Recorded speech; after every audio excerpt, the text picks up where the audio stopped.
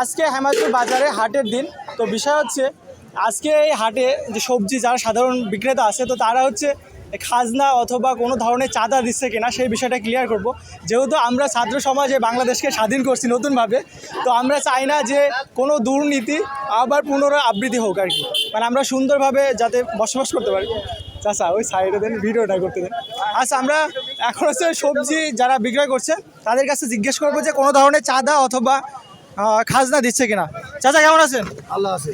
বুঝি খাজনা অথবা চাঁদা দিচ্ছেন না? না না না, দিচ্ছেন না তো? ইনশাল্লাহ দিবেন না, কারণ আমরা ছাত্ররা এই দেশটাকে স্বাধীন করছি।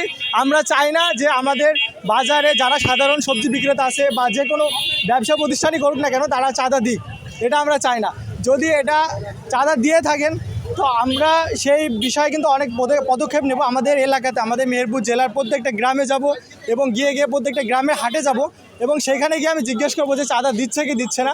এটা আমাদের ছাত্ররা সবাই আমরা একত্রিত হব, এটা প্রতিবাদ করা লাগবে কিন্তু।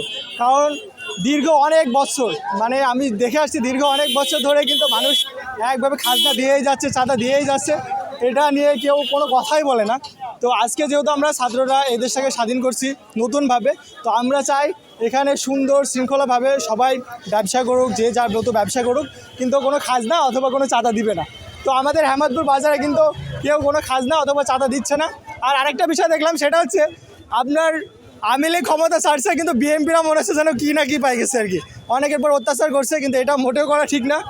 আর ক্ষমতা পাওয়ার পর ক্ষমতা অপব্যবহার করা কিন্তু এটা ভালো মানুষের পরিচয় দেয় না। তো আমরা সবসময় সতর্ক থাকবো, গ্রামের মানুষ বিশেষ করে।